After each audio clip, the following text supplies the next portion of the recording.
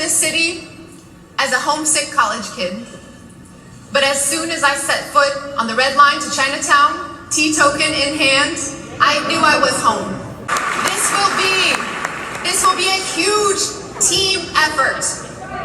And we're not going to get this done by sitting in a corner office at City Hall, but by bringing City Hall to every block, every street, every neighborhood.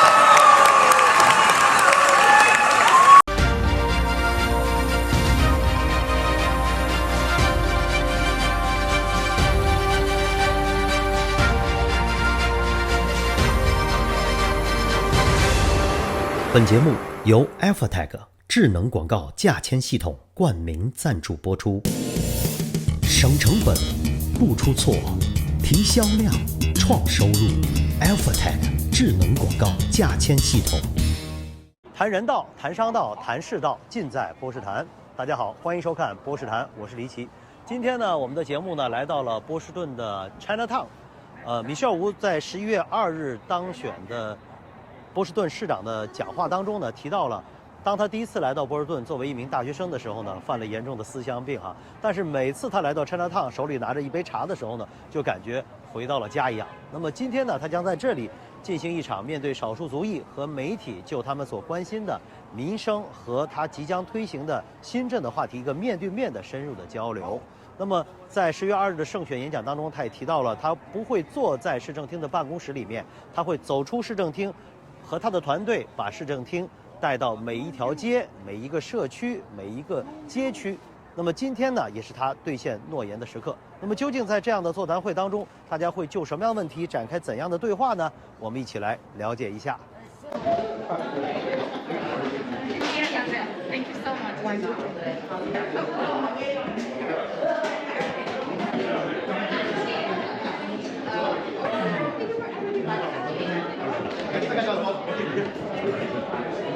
So thank you all for being here. I'm really honored that you're taking the time. Thank you on a weekend.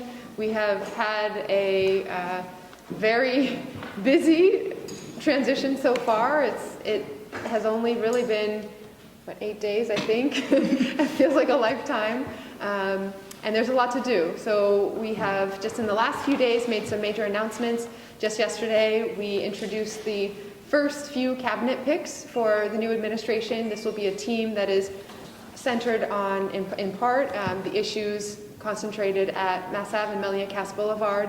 Dr. Monica Burrell will be spearheading the city's efforts on this front. She comes with so much experience, both as the state's public health commissioner during the COVID pandemic, as well as before that at Boston Healthcare for the Homeless. So she's well familiar with the area, the issues, the people involved at all levels.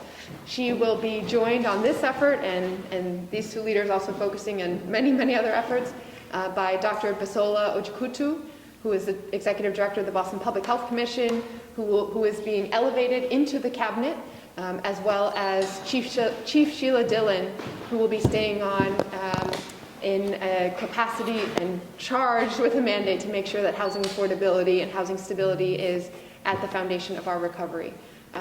We, a few days before that, had introduced our transition advisors, a group of individuals chaired by Ms. Charlotte Goler-Ritchie, Jay Gonzalez, and Mimi Ramos, with a large group of advisors on that committee, who in this shortened period will be the leaders who will be helping with community engagement on this effort, as well as starting to center on the issues right at hand. I've been at City Hall basically every day since the election, starting from the day right after the election. We had my last City Council meeting the day after the election, and since then it's been hours of briefings with each city department on the most pressing issues. Yesterday we had our snow briefing, and so we're jumping right in on everything, the big, but especially the small. And so I keep saying, for me, there are three main priorities of what I want our administration and our relationship with the communities and people of Boston to be.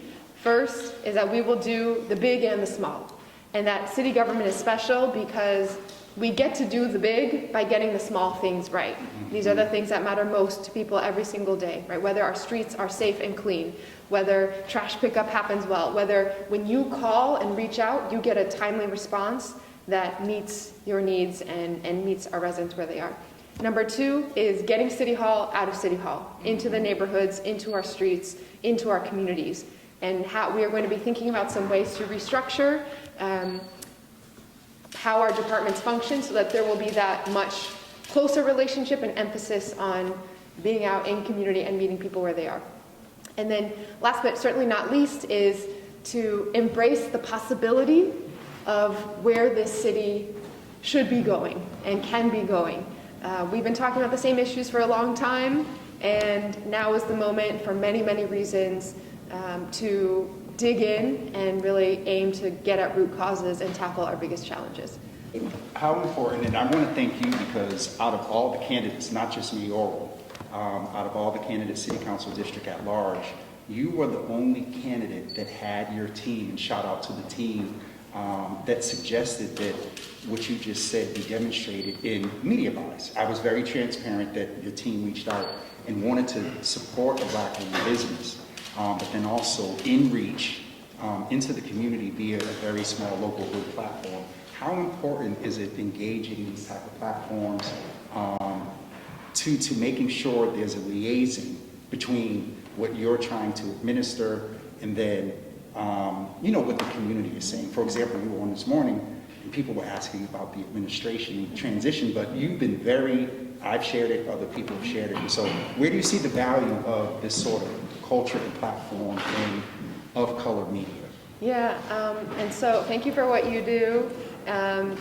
There's been a little bit of kind of lifting the curtain on this, but it was really important for us that our campaign, as much as possible, already demonstrate and live out the values of what we were promising and hoping to do in office. And in fact, this is how I've run every single campaign, right? Josiane has been a partner in this since the very first campaign.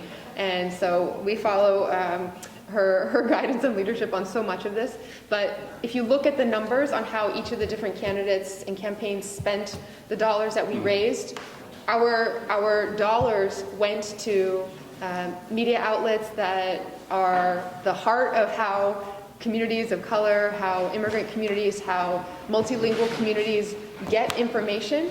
And that's not just in ads and radio buys, but really putting our staff and sort of spending capacity in being out in community. Very early on, one of our first hires was a constituency director, along with our organizing team, and everything was interconnected so that we weren't just thinking about how to knock on doors of the same people who show up to vote in every single election, but to engage communities in as many languages as possible, in spaces and community networks that might not have been completely connected to politics, but we take the campaign there, and that's the approach that will guide our administration as well. And so that's why I'm really grateful for you all coming here today, because I know the impact that happens when I am with you just ripples out so much more to making sure that everyone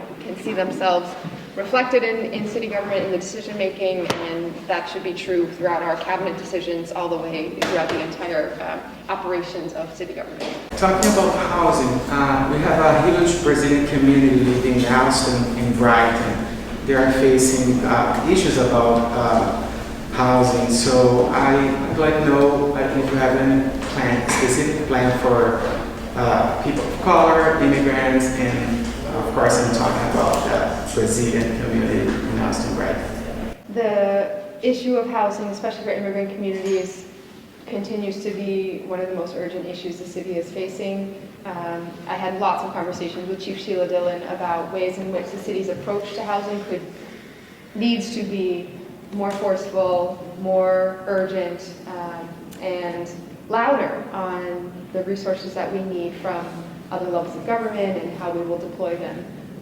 I think, as I had been talking about on the campaign and as we've been going through trying to translate plans into immediate action steps, there's the bucket of wanting to take the federal funding that's available and deploy that into creating more affordable housing. There's speeding up our processes around zoning and approvals so that affordable housing in particular can move faster through those processes and not get bogged down. There's boosting home ownership. Mayor Janey just delivered her farewell address yesterday, and I mean, remarkable what she's done for rental relief as well as down payment assistance, where she quadrupled the amount that families can qualify for down payment assistance from. It was $10,000 before if you complete a home buying course, a first-time home buyers course, and now it's $40,000 that is available through a matched program. But when I've been in community, again, doing the big by getting the small, right? Even though that program has existed, often the barriers for immigrant communities or ethnic communities have been very high to access. For example, right, I've heard from members of the Muslim community that given the specific requirements around lending, that the lenders that they work with in that community haven't been on the approved list of lenders to be able to then tap into those funds. Or, for example, in the Jewish community, that the timing of those classes where you have to attend 4 classes in a row and they're offered at a time that overlap with the Jewish holidays, then people are just not eligible there. Or there are specific language barriers to accessing that. So we need to ensure that the funding in the first time in a very long time is there to do a lot from the federal government, like $500 million right now or more coming down from the infrastructure package. But it is city government's job to make sure that that gets allocated equitably, and we can only do that by ensuring that all of the barriers around language, culture, and just really knowing the day-to-day interactions to access these programs is coming from the community. Marvin Neal, heat981fm.com. Being a small business owner, it's tough to maintain. When you add on being a small media outlet, it makes it that much even tougher. So my question is, would you be willing to support such an effort for these media outlets to be able to survive in this market? I will support being part of the conversation, but I really want to, I want to make sure city government is not driving or pressuring any part of that, but that we are following the lead of you all. So if the community stations and players agree across the board that this is a great move, we will be part of every step of that conversation with my staff there helping to listen and see what supports the city can layer on top of that. I think about the parallel of, early on in the pandemic, I had done a visit to all different small restaurants owned by Boston residents and in communities of color largely. And what we heard was that it would have been so helpful if the city had stepped up. Everybody wants to run their own business, but if there were one place to order PPE from that you knew you could trust, or one place to just help with some of the supply chain stuff, that's where city government could step in. I think in this, there's always trade-offs, right? Do you bring everyone together, but then it feels like some people maybe can't be as independent and sort of calling out things that need to be called out. So I would defer to you all on how that works, but in a lot of cases, I think sometimes sharing administrative costs, sharing the accountants for everyone or whatever, that can make a lot of sense. And I'm happy to, again, we're thinking about restructuring city government in certain ways to have more organizing directly within city government, and that could be organizing around making sure neighborhood teams know what's happening. It could be making sure that specific communities, cultural or language communities, have a seat at the table. Please keep me updated.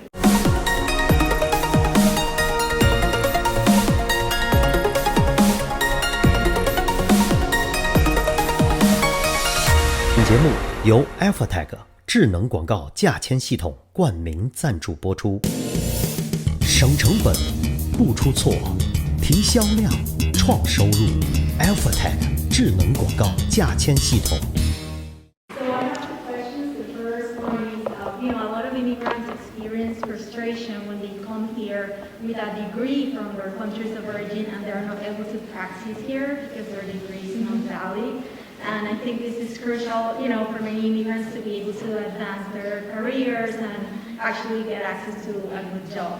So some of our readers are coming to us asking, if there is like a clear path or process for homologation or validation of professional immigrants. And then my second question is, there are many programs in the City Hall that are great, but many people are not fully aware how to navigate these programs, or they don't know they even exist. So how are you planning to help them really know what's available, the resources? Yeah. So on the first issue, this is on the agenda, and it was an issue that the Mayor's Office of Immigrant Advancement had already brought up as something important that they were working on. So Yusufi has been very clear that this is something he wants to continue to make progress on, and that he himself has personal experience in his family with their immigration story dealing with this very issue. And so we hear it over and over again in so many of the industries and places in our city that whether because of language barriers or the licensing validation barriers, that this is somewhere where it could unlock a lot of economic opportunity for our residents. So that is certainly something that I'm committed to working on, and that the city is already, department heads are already working on. In terms of access for everyone, I'm having so many flashbacks these days when I'm in meetings with different departments and different spaces in City Hall to when I first came to City Hall, and how overwhelming and small I felt in those situations, that it was like there was no signs of where to go even, right? You had to know not only which department, but where it was and how to get there. And sometimes the feeling, even when you know where to go, for example, if you have, you're doing a renovation project and you go to 1010 Mass Ave, it often feels like you're the nuisance there and you're trying to get attention. So I think there's both the actual barriers that need to be taken down, continuing to push on language access, continuing to get events and meetings and resources out of City Hall into partnering with community organizations. One place that I like to give as an example is on any given day, there are hundreds of available jobs to work for the City of Boston. Every department I'm meeting with is saying they can't find enough people right now to do the jobs. And in our communities, in communities of color, and especially, unemployment rates are still high, right? People are interested in jobs, but aren't able to check the website every single day to see what's available. I mean, it's just unrealistic to put that burden on residents. So how do we make sure that whether it's through our Commission on Black Men and Boys or through the Mayor's Office of Immigrant Advancement, we are hosting regular job fairs in community in partnership with organizations who already have the connection. So I think it's taking down the barriers for services that exist, getting out of the building, and then also just thinking differently about the interaction with City Hall and who is leading these conversations. And on the 9th of November 2nd, you propose to bring City Hall to every neighborhood and community. So today we all saw you fulfill your promise. Thank you. And, Well, not yet. and you also mentioned your homesickness when you first came to Boston. But every time you come to Chinatown, you will feel your home. So today is a homecoming. And at the same time, many elderly people in the Chinese community do not speak English. And they are unable to get information about them in time. And they often encounter language barriers when they go to some government departments. So what will you do to help them? And my second question is about regarding anti-Asian discrimination. And what is your plan to keep the community safe? Thank you. Yes, I'm always.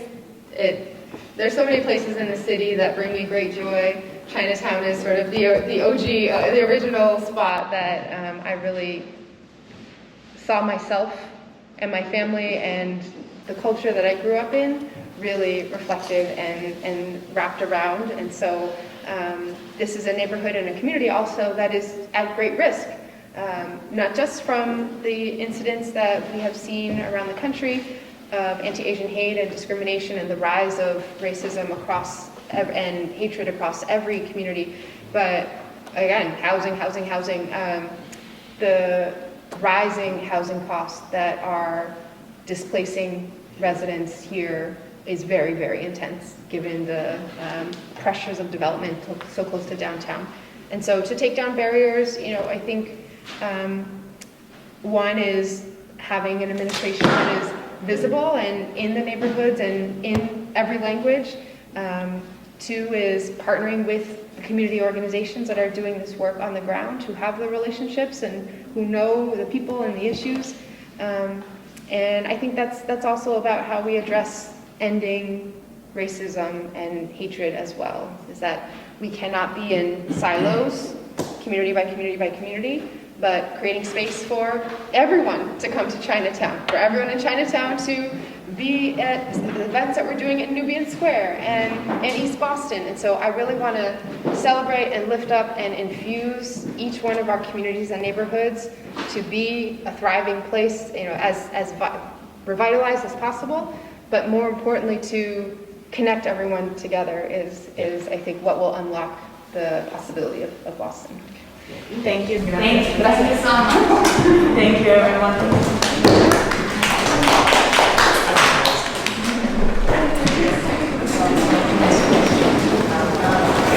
我们现在呢是在 Chinatown 的一个纺织工会的一个 building， 现在在8楼的会议室。这个的话呢，也是一个最早支持Michelle的一个工会组织。那我们刚刚结束的话呢，是我们现在就是Michelle已经胜选了，作为这个当选的市长，他召开的首次针对少数族裔媒体的一个见面会，其实也是延续了之前Michelle的竞选时候的一些承诺包括他昨天刚刚任命的3个首批的内阁成员，其实都是关注于咱们这个流浪者 homeless 在 Mass Avenue 上面的这些流浪者的处理的问题因为冬天准备来了，对不对？那还有一些市政的关于这个铲雪的问题就是雪大雪，今年会有大雪的问题，就很多这些都是关于民生方面的。Chinatown 社区因为很多包括新移民或者年老的移民，其实他们对于这个英语的这个作为这个第二语言呢，其实他们并不是太擅长，或者是缺乏跟这个政府之间的这些有效的沟通。其实，在Michelle作为市议员8年的期间，其实他一直致力于能够让这个中文能够有效的一些就是推进了这个市政府的这个，比如说例如听证会。咱们听证会的话呢，它就推进了这个双语的这个，比如说有华语的这些翻译，包括越南语的翻译。其实针对少数族裔这个语言的这些障碍的话呢，在市政府层面以及Michelle的这个层面，其实一直都在推进的。我们大家可以看到，在Michelle的整个竞选的过程当中，他的竞选官网，包括他现在的这个过渡的官网上面，都有了一些双语、3语甚至3语的一种语言，包括了这个西班牙语，包括了中文，对不对？虽然说只有10天时间，但实际上他已经很快的融入这个角色了。包括这个过渡委员会的17个成员都已经很快的选定。然后另外的话呢，我觉得不变的就是他的亲和力。我觉得的话呢，能够看到Michelle走到今天这一步，能够看到他成为这个美国最重要的城市之一的波士顿的一个市长，我觉得这个跟华裔的支持也是密不可分的我希望的话呢，能够呼吁更多的咱们的华裔或者甚至是华二代，有多投身到政治这个方面来，能够走到政治的舞台上去发挥我们的这个能力，哪怕是发出不同的声音，其实我们还是可以求同存异，这也是一种参与。我们也希望只要有声音发出，都是好事。今天呢，我们是一期特别节目，所以我们今天的嘉宾的阵容呢非常的鼎盛。要从6个人里面脱颖而出，其实并不是一件容易的事情。他身上有很多中国文化非常典型的温和、典雅，这个善解人意。Michelle呢，对整个他的理念竞选掌控的是真的是很完美。波士顿这个城市给了他很多的支持、理解和同情。他这个布局小问题很有远景，又非常脚踏实地。我们并不是我们在帮助他竞选，而是他带领我们如何去完成竞选。这一步一步，其实这4、5年下来，对我们华人社区是有很大的影响，有很强的正面的影响。